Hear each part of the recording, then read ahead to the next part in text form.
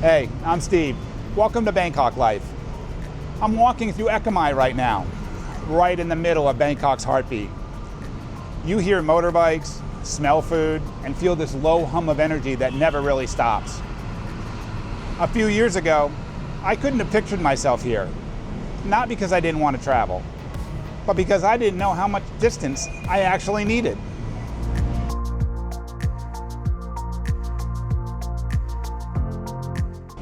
I didn't leave the US because I was broke. I left because I was worn out. And if you've never been tired of a place that technically gave you everything, you might not understand why someone would pack up and go halfway around the world.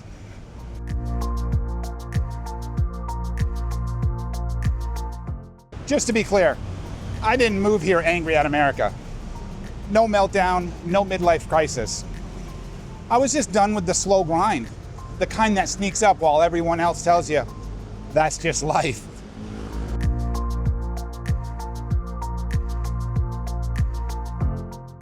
America is noisy in a weird way. Not sound, pressure. Every line, every checkout, every conversation feels like somebody's racing the clock. You're close to people, but mentally you're miles apart.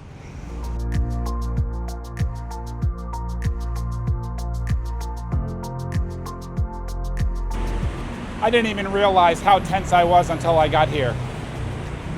Bangkok didn't calm me down.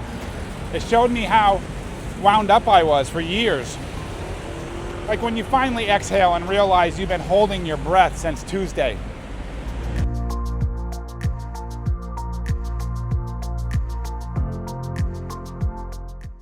At first, I told myself, this is just for travel.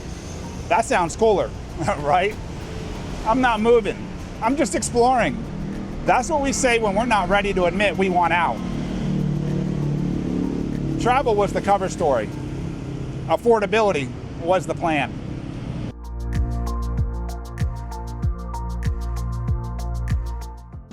Let's talk about money, but the real version. I wanted the option to slow down earlier, not at 67 if the stock market behaved sooner. Bangkok made the math work out without making life feel cheap. Cheap and affordable aren't the same thing.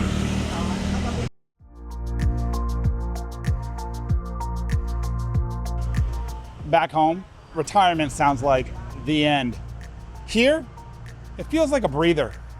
That small shift changes everything about how you wake up.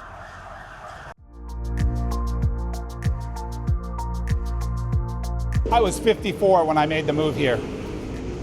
In the States, that number comes with instructions. Slow down, settle, repeat. Here, nobody cares. No one's asking what I used to do or what I plan to do next. That's real freedom. Being a blank page again.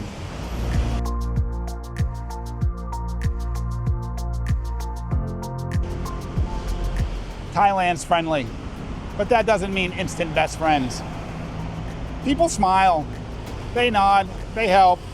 That alone feels wild if you're from somewhere guarded. Getting close takes time, but you don't feel rejected while you wait.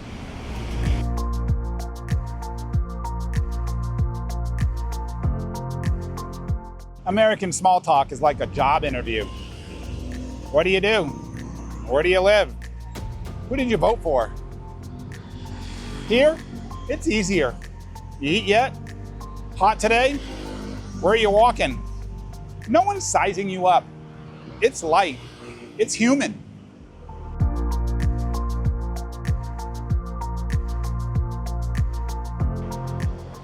In the US, life happens in cars. Drive, park, rush, repeat. Here, life happens outside. You walk, you see faces, you smell lunch. Yeah, it's hot, but at least you're present for your own day.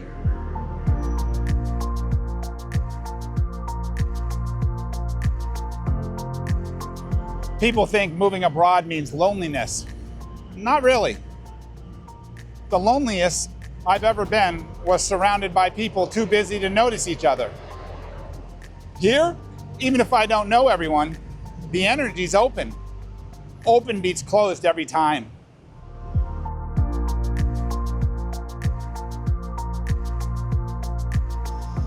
I didn't come here chasing mental health, but somehow my mind unpacked its bags too. Less anger, less rush, less comparison. I stopped feeling like I had to defend my existence. That's worth more than any view.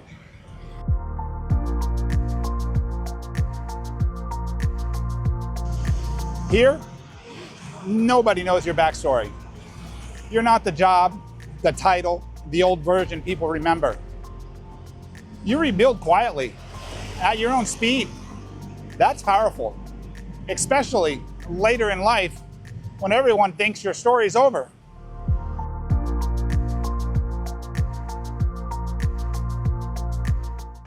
Back home, every choice feels like a statement. Which phone, which car, which side you're on. Here, decisions are lighter. Eat this, walk there, stay longer. Not everything has to mean something.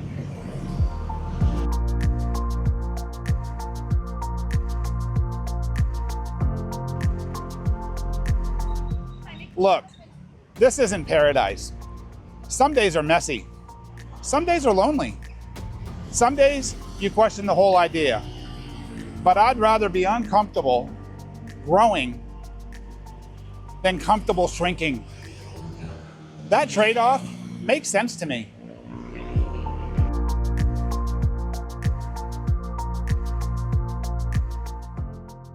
Quick break, because I didn't wing this move. I ended up writing 2 books while figuring it out. One's a checklist before you even think about moving to Thailand. The other's about retiring here. The honest version, not the postcard one. I wrote them so nobody else has to learn the hard way.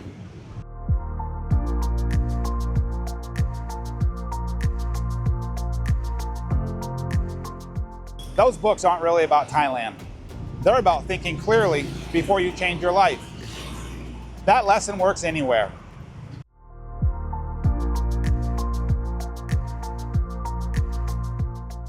Bangkok just works. The trains work, the food works, daily life works. It's wild but forgiving. You can disappear or dive in. No judgment either way.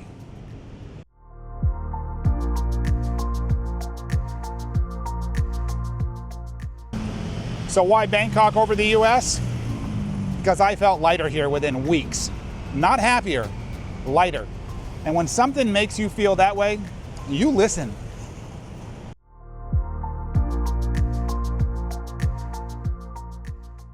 I didn't come here to escape anything. I came to hear myself think again. Bangkok gave me space without asking me to explain it. Distance didn't change who I am. It reminded me who I was before the noise. And right now, that's enough. Until next time, Nit Noi.